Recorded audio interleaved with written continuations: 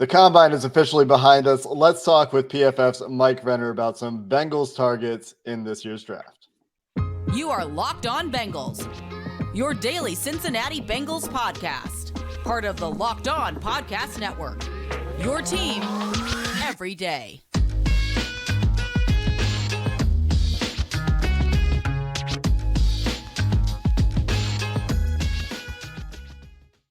What up, Bengals fans, and welcome to another episode of the Locked On Bengals podcast. I'm your host, Jake Lisco. He's your host, James Rapine. Today, we're joined by PFF's Mike Renner, the head draft man at PFF, with the combine behind us to look ahead at some Bengals draft targets and some other combine takeaways. We're part of the Locked On Podcast Network here on Locked On Bengals, available free anywhere you get your podcasts and on YouTube 5 days a week.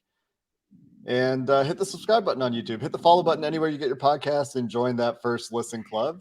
And guys, the combine fully behind us. Mike, big time of year for you. Everybody wants to talk to you at this point. You've got your draft guide out over at PFF. You've got your big board up. You've got your PFF mock draft simulator that Bengals fans are spamming ad nauseum, as they do.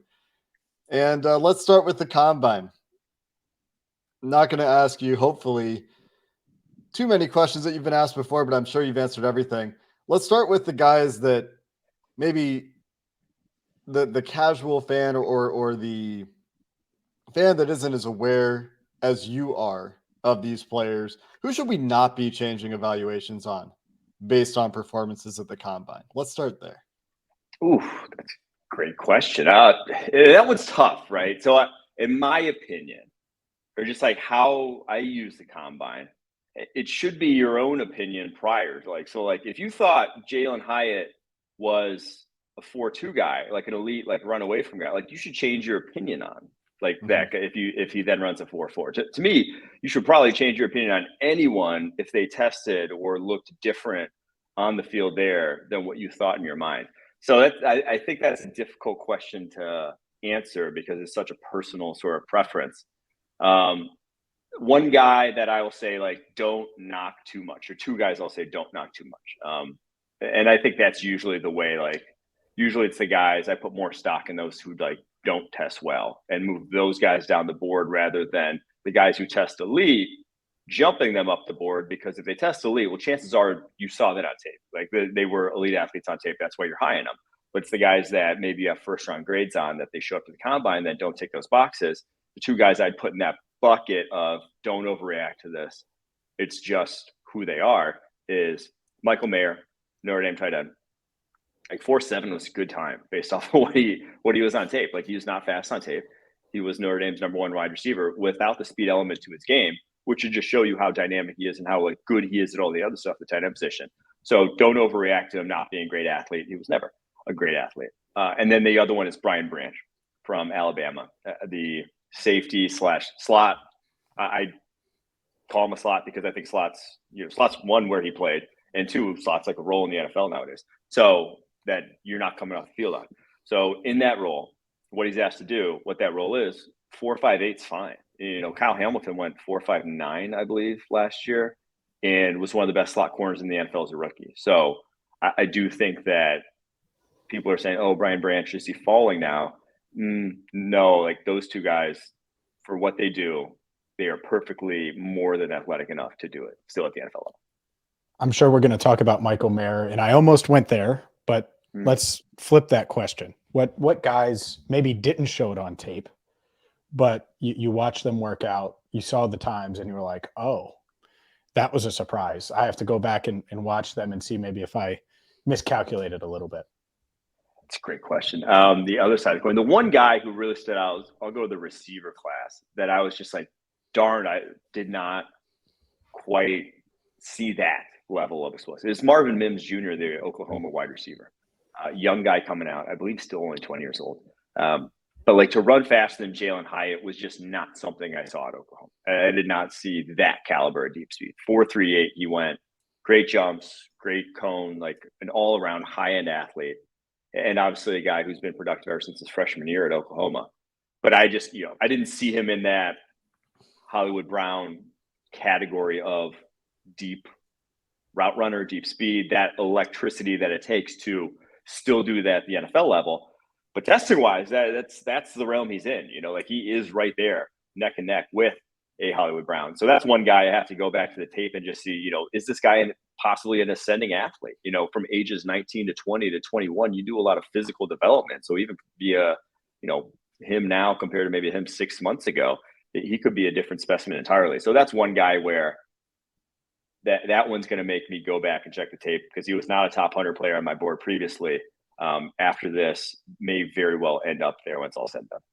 Yeah, that's an interesting point you make about the age development, especially for wide receiver. And the Bengals have seen that with T. Higgins, I think, a little bit, where he didn't test particularly well as a young player coming off an injury, coming out of Clemson.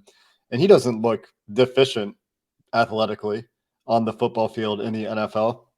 You posted your biggest combine winners by position on Twitter on Monday morning.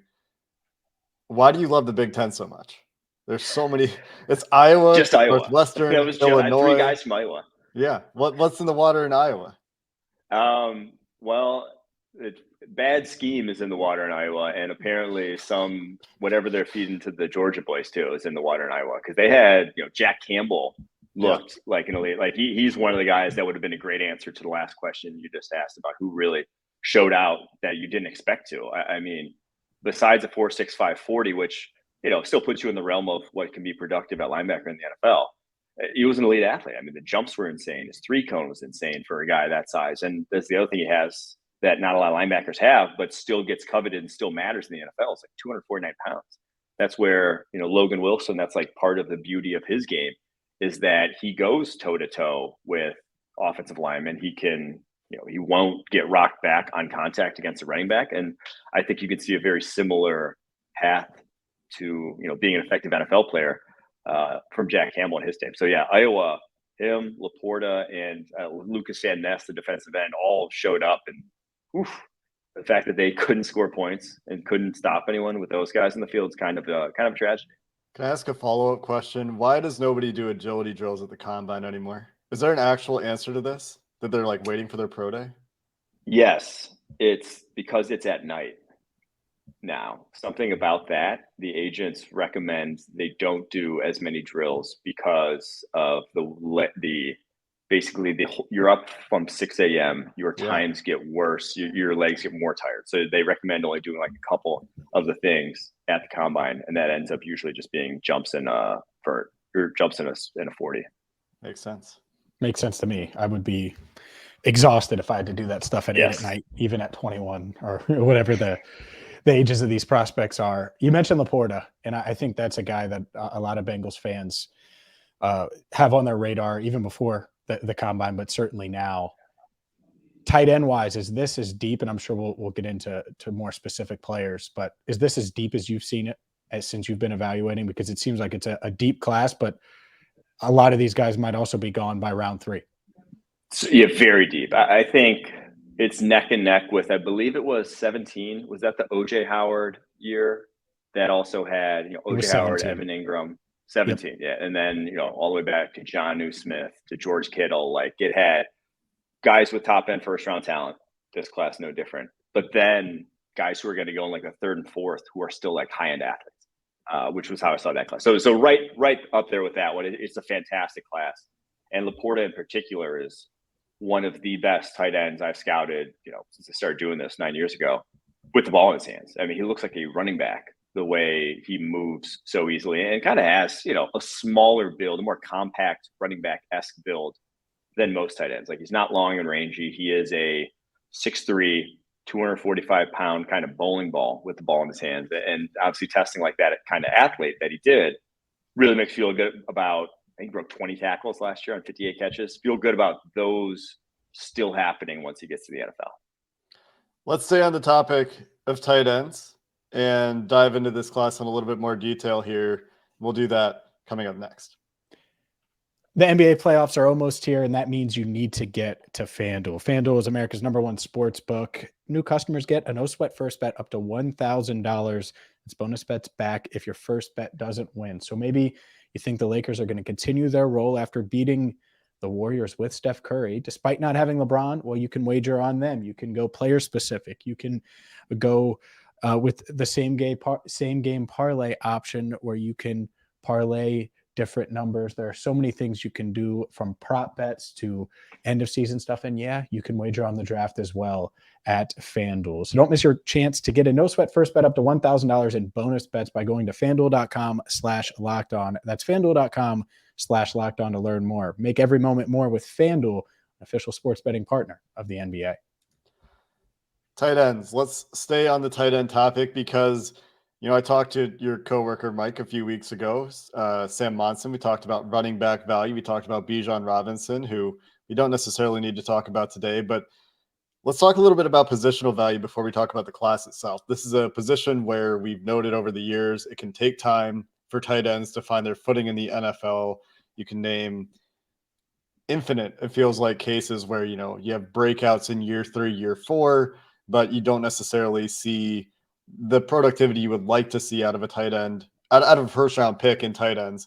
So if you're the Bengals looking at this class, and they're clear first-round tight end prospects, Michael Mayer, one that we can talk about in detail, Darnell Washington, Dalton Kincaid, and then depending on who you ask, Luke Musgrave, and maybe you would say Sam Laporta. I don't know. I'll let you answer that question. How do you feel about pulling the trigger on a tight end in the first round, especially if you are the Cincinnati Bengals and you're kind of where you are in the championship cycle? Yeah, the worry is at tight end position is that there's so few difference makers. There's so few guys that actually move the needle in an offense.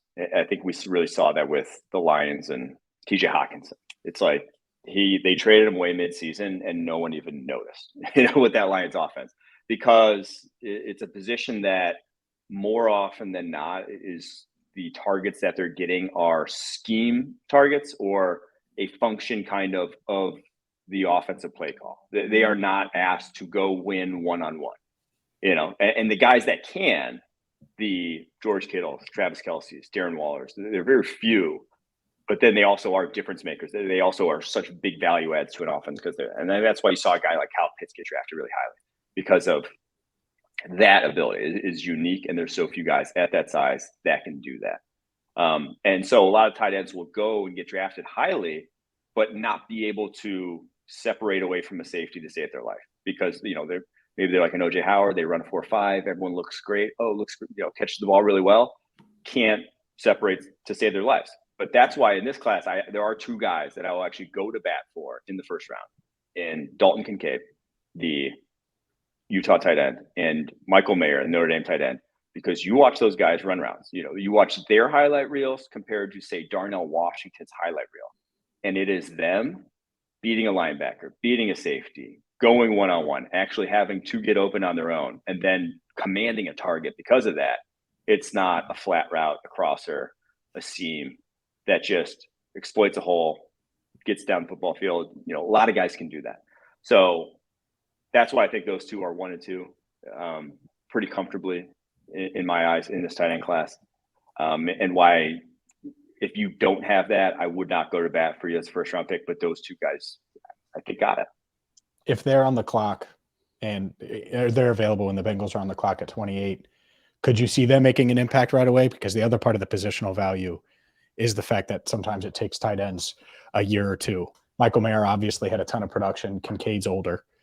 Do you think those guys come in right away and are kind of plug and play? I think so, truthfully.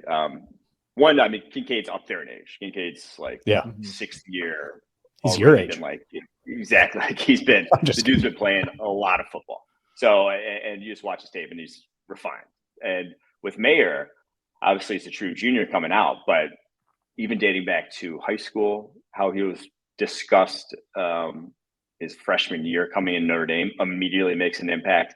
I think he's just a different cat entirely, that he kind of has it that he's got to come to the NFL and make an impact. Now, is it going to look like, Travis Kelce's impact? No, I don't think so. I don't think it's ever going to look like that.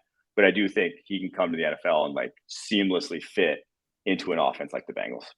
Yeah, there's a philosophy with drafting tight ends that, I've talked about with Joe Goodberry and with James over the years, which is 3rd round to 5th round, find the most athletic tight end still available, and just hope he turns into Travis Kelce. And maybe once out of every 10 years, 15, 20 years, you'll hit that, and you see teams take that approach to some degree, and you see it pay off to some degree as well. And then on the other hand, you have these refined, hyper athletic first round type prospects.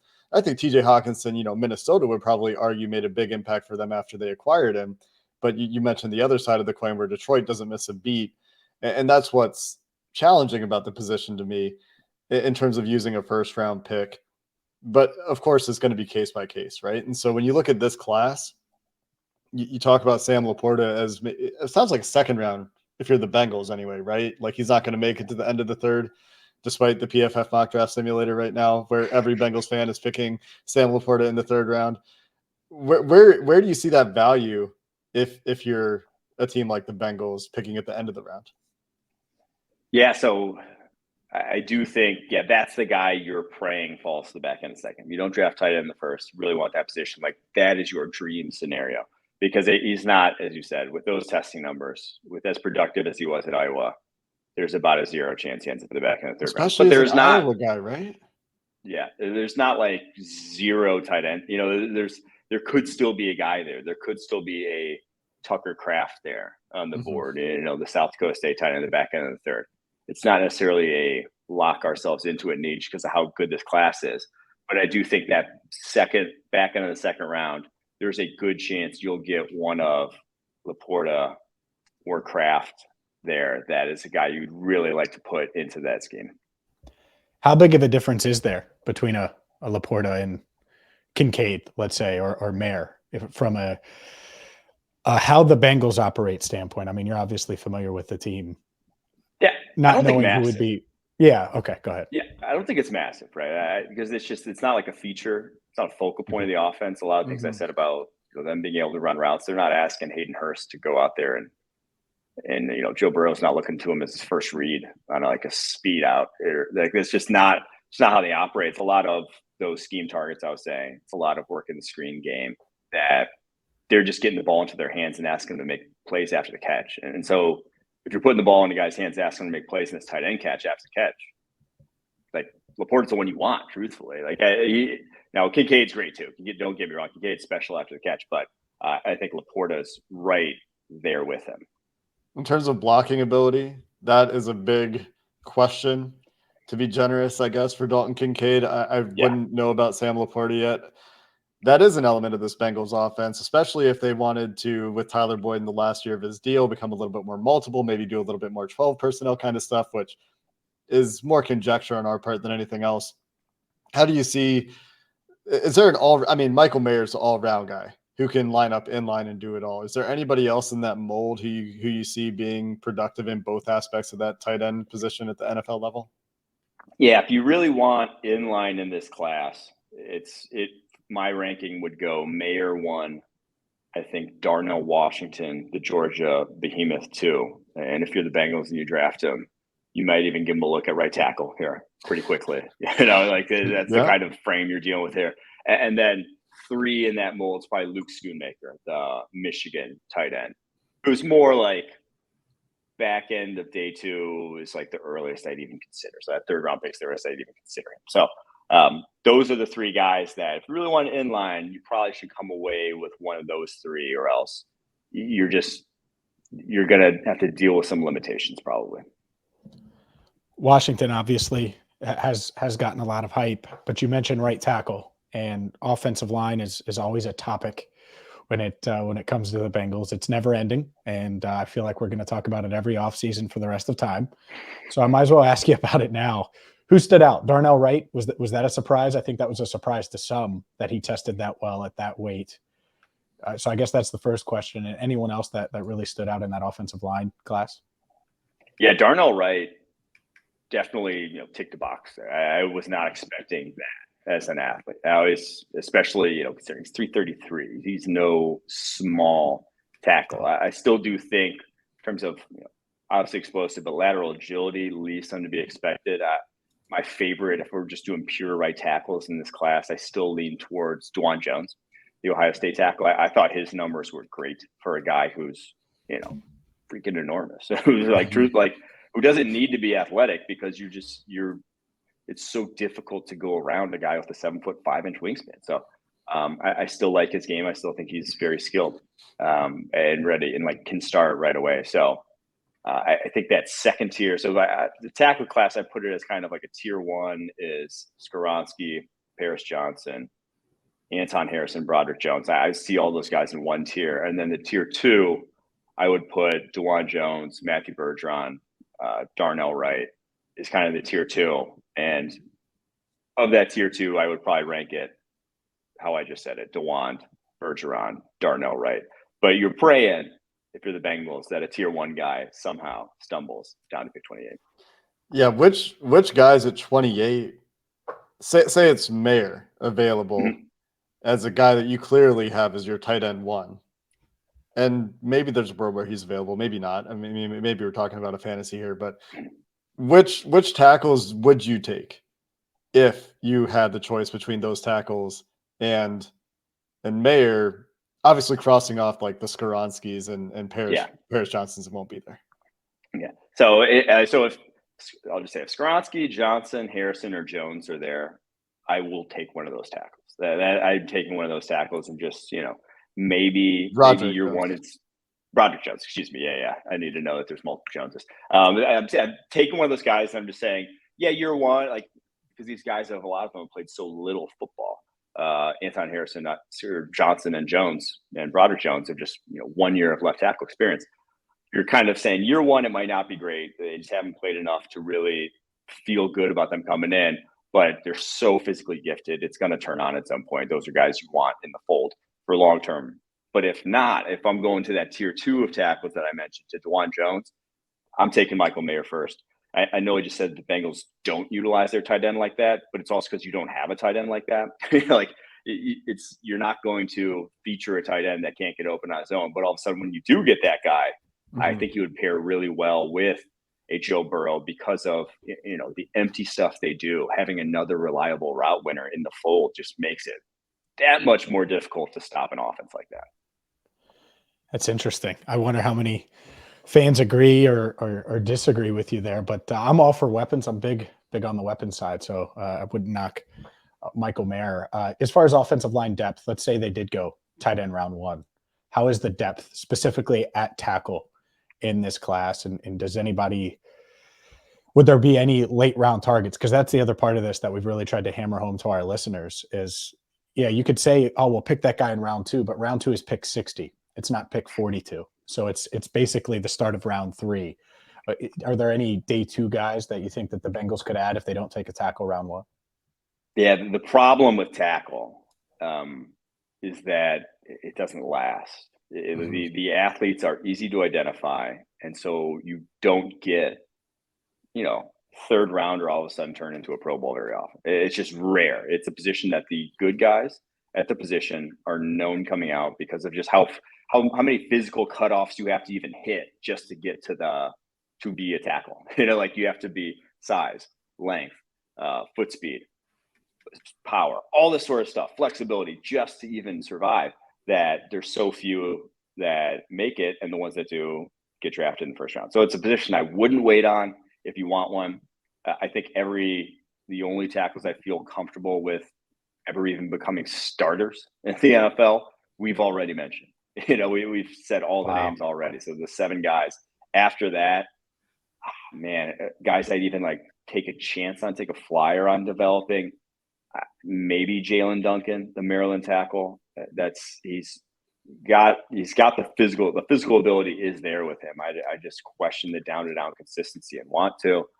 And then Blake Freeland's the other one, the BYU tackle. It's like if you can put 20 pounds of muscle on him on that massive frame, because he was the probably most athletic tester at the combine of anyone in attendance, broke the combine record for offensive lineman for vertical jump.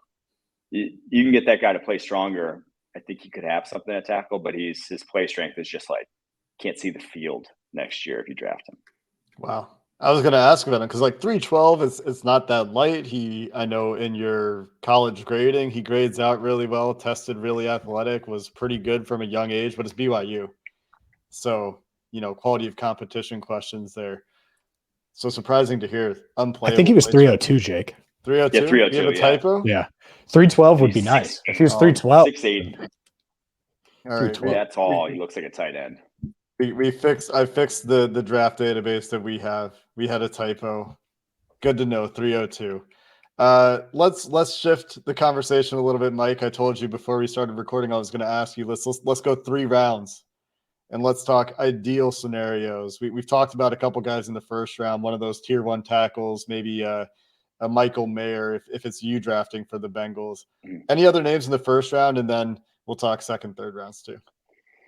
Yeah, I mean, ideally, if Anton Harrison, Anton Harrison's a realistic name to fall there.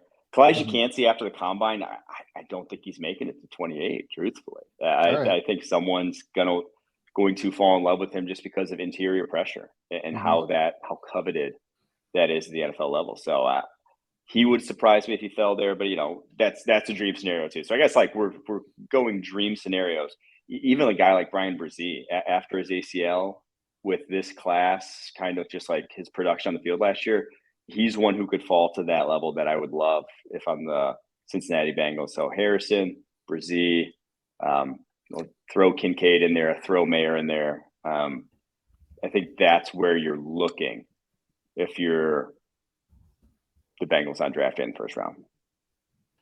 What about round 2? Since we're doing this 3-rounder, round 2 and 3. Round so pick 2, 60, pick 92, just to be specific. Round 2. So you want DeJuan Jones, Darnell Wright, Matthew Bergeron to fall. That's that tier 2 of tackles. You'd be happy as heck, I think, with any of those guys falling to the back in round 2. I just don't think it's going to happen, right? I don't think in this class it's that level of the desperation hasn't gone anywhere for teams outside the Bengals. Everyone always needs offensive line. So I do think they'll go higher than maybe the round grades I have on them just because that's the nature of the tackle position. So maybe more realistically, you tap into the corner class in round 2. I think there's so many guys. Just you can't draft them all. There's just not plausible to do so. The guy I'd really be hoping who maybe ruined it with his combine testing, but Cam Smith, South Carolina corner, I don't think he's going round 1.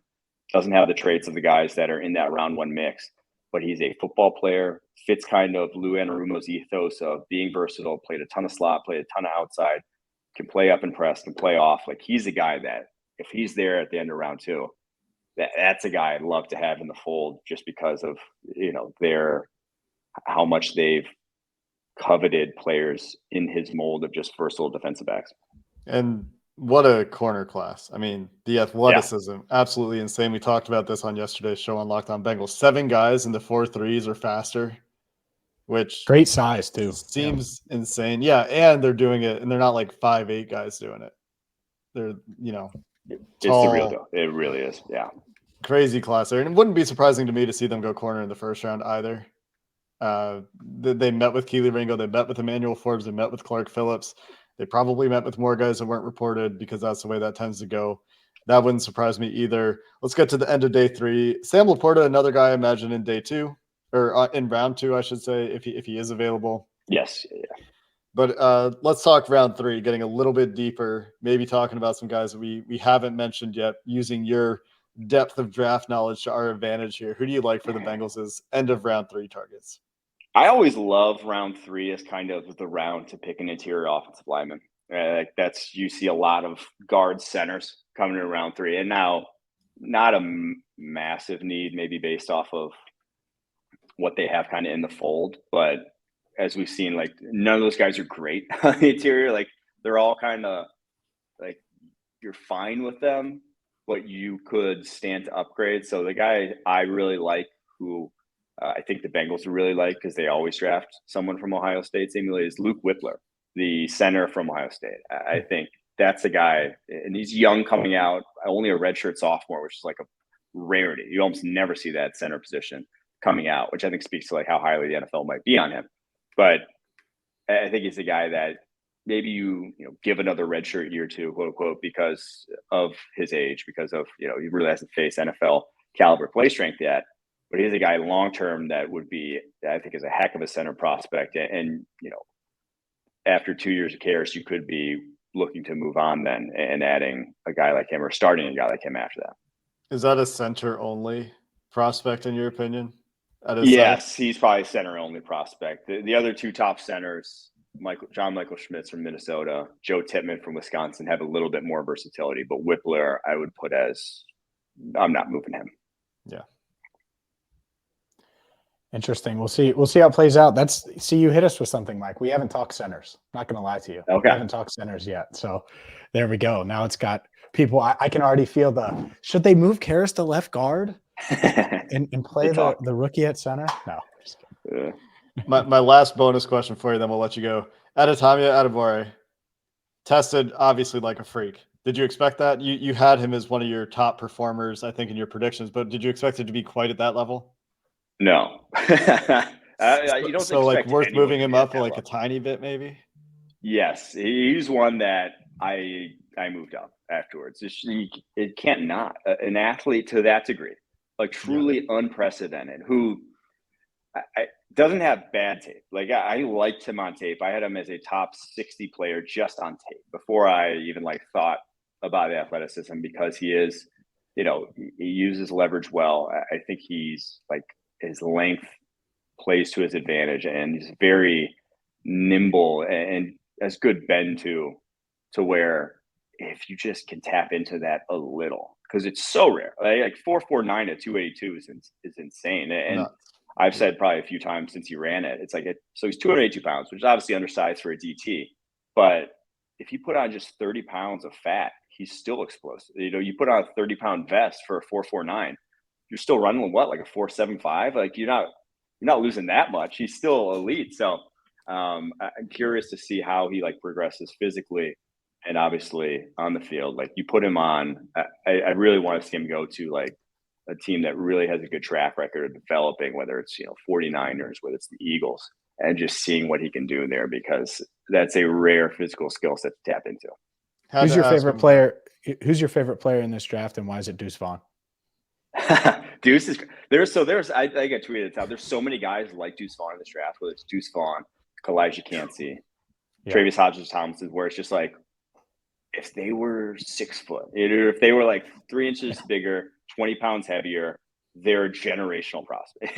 They are unbelievable. There's so many guys, even Ivan Pace, the Cincy linebacker. Mm-hmm. He's 3 inches taller. That's a first-round player. It's just an insane class for the midgets at the respectively in the class. So I do think that Deuce's tapes is a tough one to top. But honestly, my favorite tape that I probably watched somewhat consistent is just Bryce Young's. He is, I think he's getting undersold. This guy is a special dude. Outside the fact that he's 5'10" and probably closer to 180 than he is 200. There you go, Mike. We appreciate it. As a 5'9" guy, I'm all for the 5'10s, 5'5s, any of the short guys getting. You missed your calling as an NFL QB, James. Clearly, is what I'm hearing. Yeah, maybe in another life. Mike, we appreciate your time. We appreciate the information as always, and obviously go find his draft guide over at PFF. Find him on Twitter at PFF_Mike. You're on some podcasts with PFF as well on YouTube. Sometimes, yeah. The NFL show. Check me out twice a week. There you go. Mike, appreciate it. For everyone else, we'll talk to you next time here on Locked On Bengals. Hoo day.